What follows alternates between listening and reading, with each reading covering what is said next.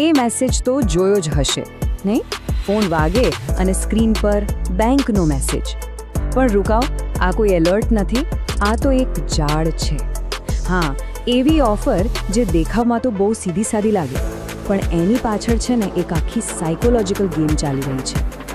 ચાલો આજે આ જ ગેમને સમજીએ. શબ્દોની રમત તો જુઓ, પ્રી અપ્રૂવ્ડ. અરે વાહ, આ શબ્દ સાંભળીને જ કેવું લાગે જાણે આપણે કેટલા ખાસ છીએ. પણ સાચે જ આવું છે કે પછી આ બધું ખાલી એક ભ્રમ છે, એક દેખાડો? સમજો, આ મેસેજ છે ને એ કોઈ ફાઇનાન્શિયલ ઓફર ઓછી અને ખુશામત વધારે છે. એને બનાવવામાં જ એવી રીતે આવ્યો છે કે તમને ફીલ થાય કે વાહ, હું કેટલો ખાસ છું. ચાલો જોઈએ આ કામ કઈ રીતે કરે છે. ગેમની શરૂઆત થાય છે એક જ શબ્દથી, અભિનંદન. બસ આટલું વાંચતા જ આપણું મગજ ખુશ, જાણે કોઈ મોટી રેસ જીતી લીધી હોય. અને પછી બીજો હુમલો, તમે પાત્ર છો. બસ આ સાંભળતા જેવું લાગે કે આપણે હવે સામાન્ય ભીડનો ભાગ નથી, આપણે કંઈક સ્પેશિયલ છીએ. અને પછી આવે છે ફાઇનલ પંચ, તમારી ખાસ પસંદગી કરવામાં આવી છે. બસ વાત પૂરી. હવે તો પાક્કું જ થઈ ગયું કે આ ઓફર ફક્ત અને ફક્ત આપણા માટે જ છે. જાણે કોઈ વીઆઈપી લિસ્ટમાં આપણું નામ આવી ગયું હોય નહીં? મતલબ કે બેંક શું વિચારે છે ખબર છે? હા, આ માણસ શેના લાયક છે? વધુ દેવું લેવા માટે. આટલી બધી ખુશામત પાછળનો અસલી ઈરાદો તો આ જ છે. પણ એક મિનિટ વિચારો, આટલી નાનકડી ખુશામત આપણા પર આટલું બધું જાદુ કેમ કરી જાય છે? કેમ આપણે આટલી સહેલાઈથી માની જઈએ છીએ? જવાબ છે ને આપણા મગજમાં જ છે.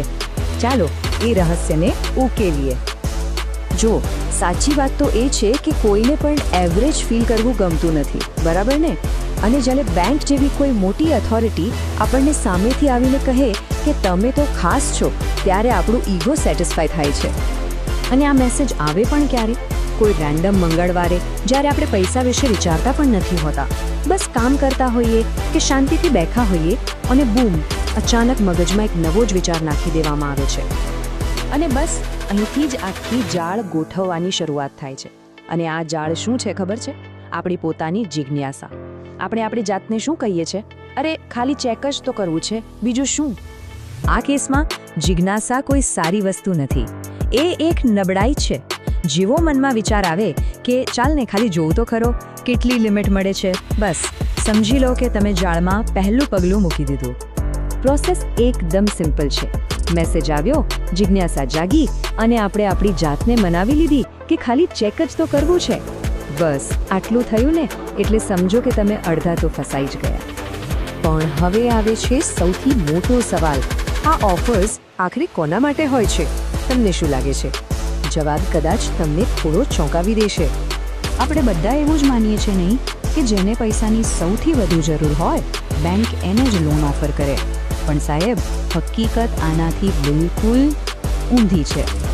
બેંકો એવા લોકોને ટાર્ગેટ કરે છે જેમનું જીવન એકદમ શાંતિથી સ્ટેબલ રીતે ચાલી રહ્યું છે, જે લોકો ખુશ છે, સેટલ છે, કોઈ ટેન્શન નથી. અને આની પાછળ પણ એક મજબૂત સાયકોલોજીકલ કારણ છે.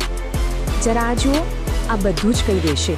જ્યારે આપણે ટેન્શનમાં હોઈએ, જરૂરિયાતમાં હોઈએ, ત્યારે આપણું મગજ 100 સવાલ પૂછે છે. આપણે બધું જ બરાબર ચેક કરીએ છીએ. પણ જ્યારે આપણે એકદમ શાંત, રિલેક્સ હોઈએ, ત્યારે આપણું મગજ એટલું અલર્ટ નથી હોતું, અને આપણે બહુ સહેલાઈથી કોઈના પર પણ વિશ્વાસ કરી લઈએ છીએ. અને આ જ છે આખી ગેમનું સૌથી મોટું સિક્રેટ. બેંકોને બરાબર ખબર છે કે જ્યારે આપણે આરામમાં હોઈએ ત્યારે આપણું મગજ ગાર્ડ ડાઉન કરી દે છે, અને બસ એ જ સમયે સહી કરાવવી સૌથી સહેલી હોય છે. તો હવે પછી જ્યારે પણ ફોનમાં અભિનંદનવાળો મેસેજ આવે ને, તો એક સેકન્ડ માટે રોકાઈ જજો અને પોતાની જાતને પૂછજો કે આ ખરેખર પ્રશંસા છે કે પછી મારા આરામનો ફાયદો ઉઠાવીને સહી કરાવવાની એક ચાલ? જવાબ હવે તમે જાણો છો.